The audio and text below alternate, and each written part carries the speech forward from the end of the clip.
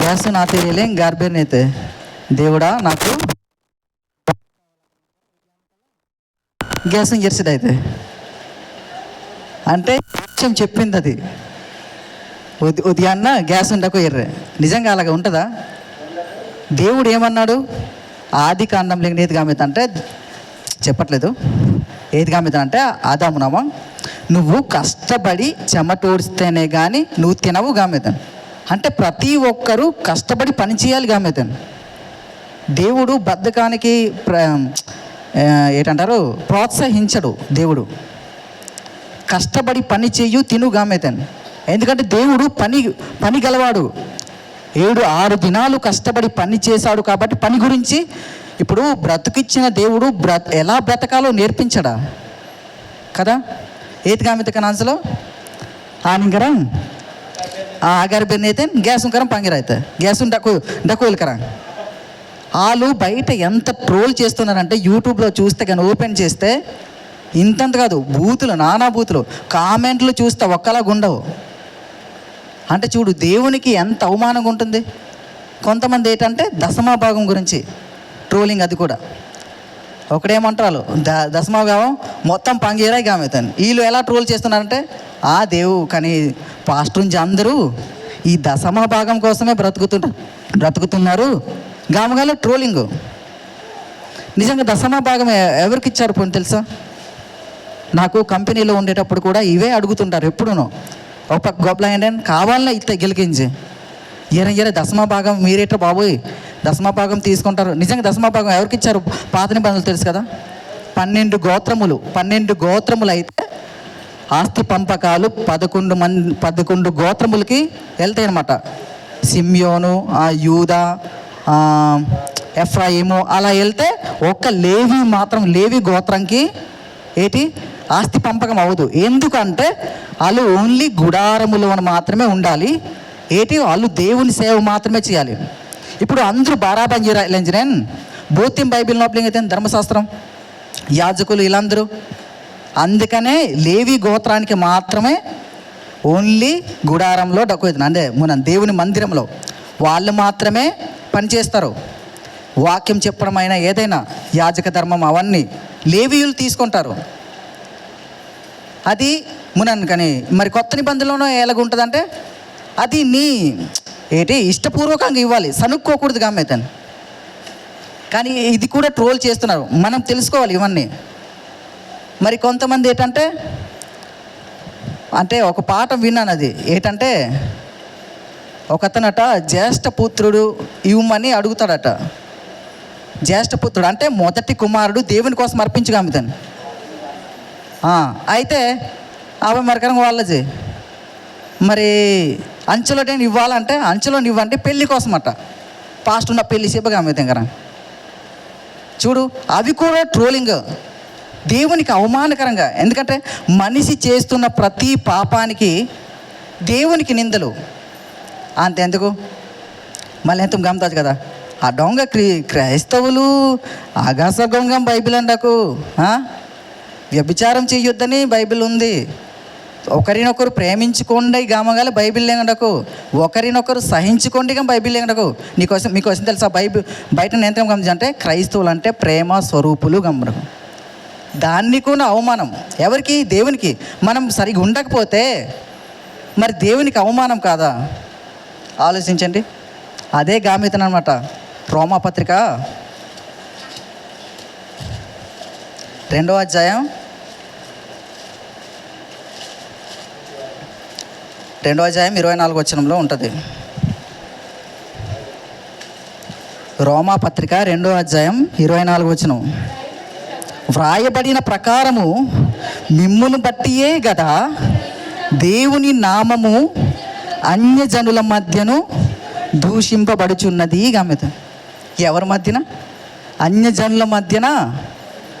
ఇప్పుడు మళ్ళీ సరిగ్గా అడ్డుకోలేమేనే అలా క్రైస్తవులు మీకు విషయం తెలుసో తెలియదు, ఇక్కడ కొమలై పాస్టర్ ఆడుకోలేనప్పుడు కొంచెం భాస్కాన్ చేస్తూ ఉండకునేది పాస్టర్ కొమలయ్య ఆడుకునేదినప్పుడు కిస్సే భోజనం ఇయ్యారు ఇద్దరు బైబిల్ అని సెంటర్లో గొప్ప సైడ్ ఎదురు చదివినైతే చైర్ మీద కూర్చుంటే किसे बजन ये कनी साग भी आप बिल ओपलिंग थे गम गल यू लो ओपलिंग थे कनी साग भी आप बिल ఓప్లింగ్ తే ఆగా గొంగం ఆ డీతే గాసాలతో చేతే డింబ అప్పుడు ఆ మధ్యన మన దగ్గర డింబ అని ఎక్కువ ఉండేదిలే కనీసాగి ఆ బైబిల్ ఓప్లింగ్ తే మరి ఈత అండం తెచ్చి గామగాలు యూయూరే అంటే ఏటి అవమానం ఏంటి అంటే ఏంటి చెప్పండి.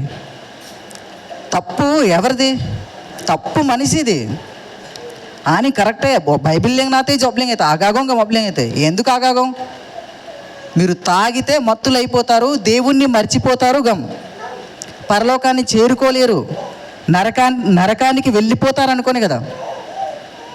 నరకానికి వెళ్ళిపోతారు గమగాలే ఒప్లింగ్ లంగ్ బైబిల్ లేగండి. మనం ఇక్కడ వచ్చామంటే ఏదో నేర్చుకొని వెళ్ళాలి. ఇప్పుడు జంగ్నాబయ్యారని జర్రే కాజాలిపై జంగ్లేన్ అంటేనే నేర్చుకోవడం తెలుగులో, లర్నింగ్ ఇంగ్లీష్లో పోనీ అగ్గలంబినాతి జంగ్నపే. చాలామంది ఏమంటారంటే ఇంజంగా లెక్కలు వీక్ కాబట్టే కదా జంగ్నాబం ఇర్తబే ఎంపీసీ ఇచ్చి తప్పజీ కానీ ఆ సబ్జెక్ట్ ఇంట్రెస్ట్ అనుకొని కొంతమంది అగ్గలంబినాతి జంగ్తెంపే. బైబిల్లో చాలా తెలియని విషయాలు ఉన్నాయి. కొంతమంది ఏంటంటారంటే బైబిల్లోనే తప్పు పడుతున్నారు. ఎలాగంటే ఎలా అవమానం అంటే మీ బైబిల్ దేవుడు లోతు పిల్లలు ఉన్నారు కదా వాళ్ళతో పడుకున్నారు, ఇదేం బైబిల్ గమజ చూడండి. అది ఎందుకు? ఆదికాండం 19వ అధ్యాయంలో ఉంటుంది.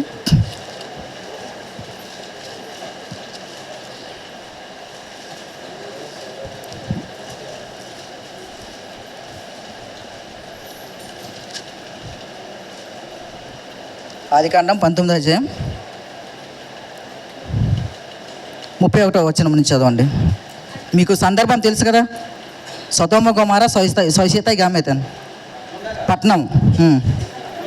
అట్లుండగా అక్క తన చెల్లితో మన తండ్రి ముసలివాడు, సర్వలోక మర్యాద చొప్పున మనతో పోవుటకు లోకములో ఏ పురుషుడును లేడు.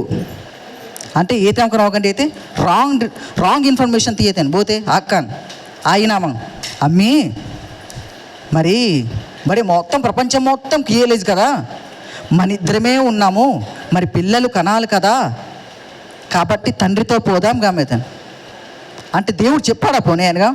మరి లోక మర్యాద చేయడానికి ప్రపంచంలో పురుషులు ఎవరు లేరు గామెత. మరి అబ్రహాము దగ్గర చాలామంది పురుషులు ఉన్నారు కదా, మిద్యాన్ నుంచి ఏరాజు కదా లోతుడో మనం కానీ అబ్రహాము, అక్కడ చాలామంది ప్రజలు ఉన్నారు. వీళ్ళు ఏమనుకున్నారంటే సొదొమ గొమొర్రా పట్టణం మాత్రమే మనుషులు ఉన్నారు, మరి ప్రపంచంలో ఎవరు లేరు అని ఆలోచించాలి. ఇప్పుడు యవ్వనస్తులు కూడా ఎలాగోగండి ఇది అంటే యవ్వనస్తులన్నా యవ్వన స్త్రీలైనా అంతే మాత్రం అబ్బాయిన నంచలో అనుకొని 2 భార్యలు, అబ్బాయిన నంచలో 2 పురుషులు అలా వెళ్తున్నారు. మరి ఎవ్వరు పురుషులు లేరన్నట్టు బైబిల్ ఏది కామైతే ప్రతి వారికి సొంత భార్య సొంత భర్త ఉండవలెను. ఉండవచ్చునేమో అనలేదు, ఉండవలెను. ఎందుకంటే పెళ్ళిళ్ళలోనే చాలా దేవునికి అవమానమైన పనులు జరుగుతాయి. మీకు తెలియందేం కాదు, దేవుడిచ్చిన ఆజ్ఞలు చాలా. అసలు పెళ్ళి గురించి ఎంత ఖచ్చితంగా డకొనిదంటే బైబిల్లో కానీ మన వైవి భాస్కర్ అన్నయ్య కూడా అప్లింగ్ అయితే ఇంకా చాలా ఉన్నాయి. ఎందుకంటే పెళ్ళైన వారు ఒక అంచెల పాంకులేనే, నేనే ఉన్నాను ఆ పెంచెల పాంకులేనే అనుకో, అంత అంచెలు కానీ పొరపాటున సేడాలే వేరే అంచెల పాంకులేనని అది పాంకుయి కాదు, అది వ్యభిచారం. విడనాడబడిన దానిని పెళ్ళాడు వాడు వ్యభిచరించుచున్నాడు గమనగొద్దు. పొరపాటున కానీ వదలకూడదు, అవసరమైతే క్షమించి మన దగ్గరకు చేర్చుకోవాలి. ఒకవేళ అదే పురుషుడు ఒక లంచలం కానీ వేరే ఒంగేర సేడాలే బేగడా ఒంగేర పంకునేతండి పెళ్ళాడిన స్త్రీ అది వ్యభిచరించుచున్నది గమనగోతే. ఎట్టి పరిస్థితిలో దేవుడు జతపరిచిన వారిని వేరుపరచకూడదు కానీ బైబిల్ గమనగోతే. ఇవన్నీ అవమానమే కదా దేవునికి. ఎందుకంటే దేవుడు ఇలా ఉండండి మాత్రమే గమనించాను. ఉండండి అంటే ఆజ్ఞగానే చూడాలి. ఆయన ఎలా అన్నారంటే అలాగే ఉండాలి. చూడండి ఇంకా ఆదికాండం 19వ అధ్యాయం కింద 32. మన తండ్రికి ద్రాక్షారసము తాగించి అతనితో శయనించి మన తండ్రి వలన సంతానము కలుగు చేసుకొందుము రమ్మని చెప్పాను. ఆ రాత్రి వారు తమ తండ్రికి ద్రాక్షారసము త్రాగించి తర్వాత అతని పెద్ద కుమార్తె లోపలికి వెళ్ళి తన తండ్రితో శయనించెను. కానీ ఆమె ఎప్పుడు శయనించినో ఎప్పుడు లేచిపోయినో అతనికి తెలియలేదు. లోతు కూడా అగ్గలమక్కరం ఆయన ఎప్పుడు ఏ రాజు ఇలా ఎడుకొని జానా బాత్. ఫస్ట్ ఒకరోజు పెద్ద కుమార్తెతోనే, రెండో రోజు చిన్న కుమార్తెతోను. ఇదే పట్టుకొని మీ బైబిల్ దేవుడు ఏది గమనించి ఏది వ్యభిచారం చేశారు, పిల్లలతో చేస్తారు గమనించి బయట. అదే అనమాట మన పాఠం. ఏంటంటే నేరం మనిషిదైతే నిందలు దేవునికా. నేరం మనిషి చేశాడు, ఎందుకు చేసినప్పుడు దేవుడు రాయించాడు.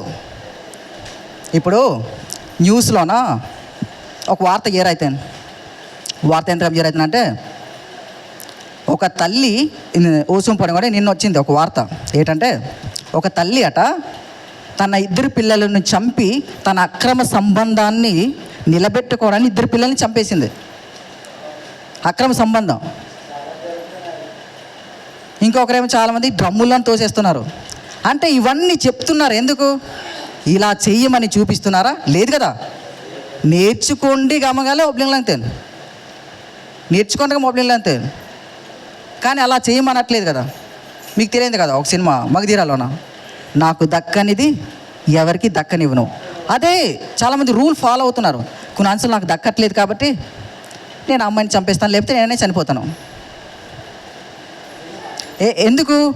ఈ న్యూస్లోనే చెప్పిన వార్తలు అయితే చెప్పిన వాడిది తప్ప కాదు కదా. ఇప్పుడు బైబిల్ రాయించాడు దేవుడు, రాయించిన దేవుడు తప్ప? ఇలా చెయ్యొద్దని రాయించాడు దేవుడు. ఇప్పుడు న్యూస్ వాడు చెప్పింది అలాగైతే న్యూస్ వాడు తప్పనాలి.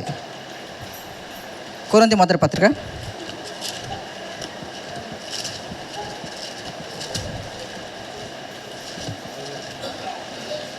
10వ అధ్యాయం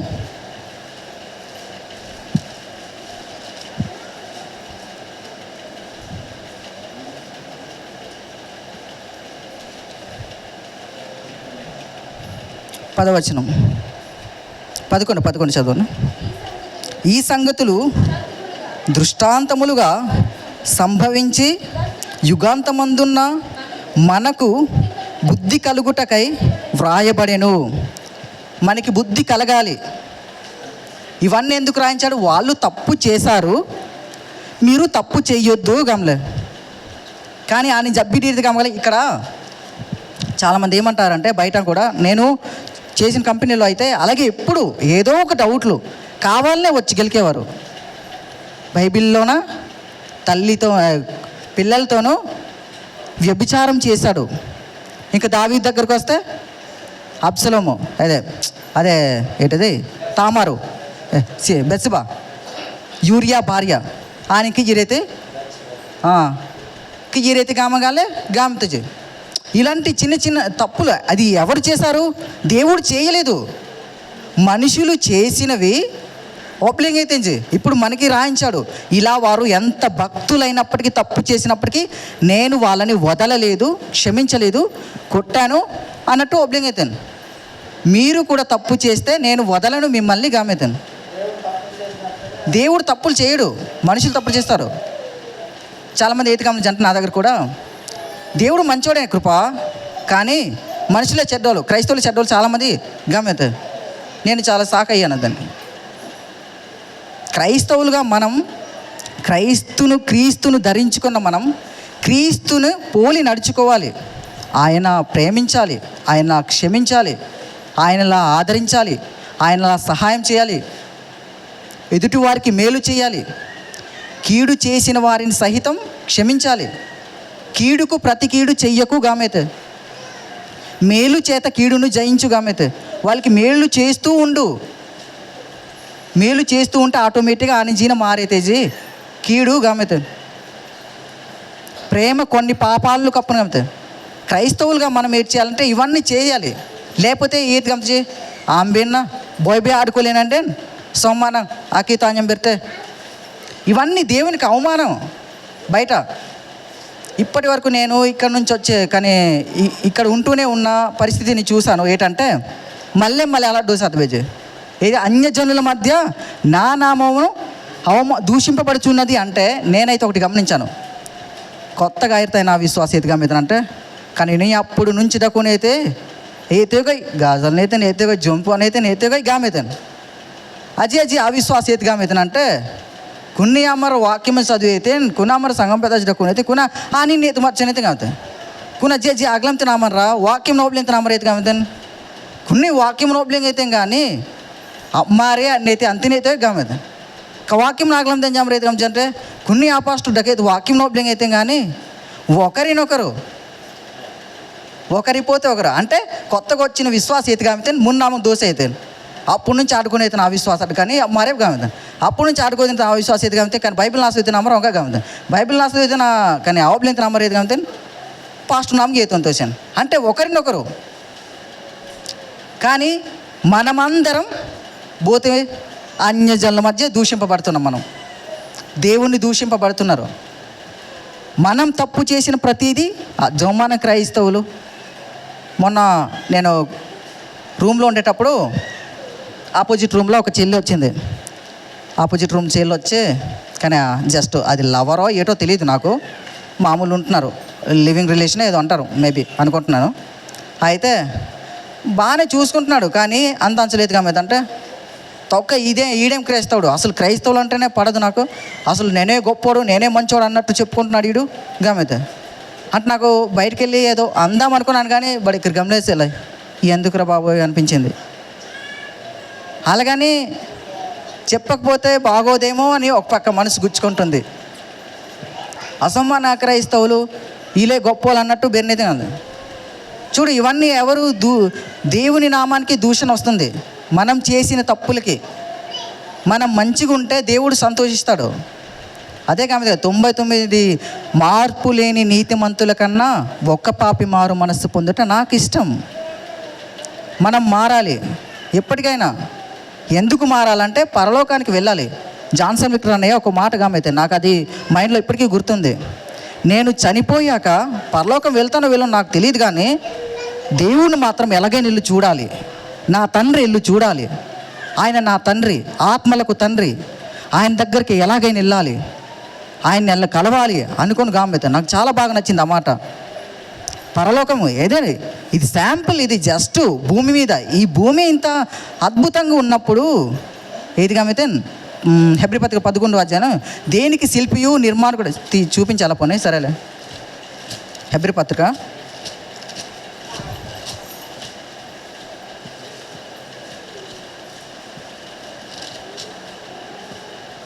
11వ అధ్యాయం 10వ వచనం.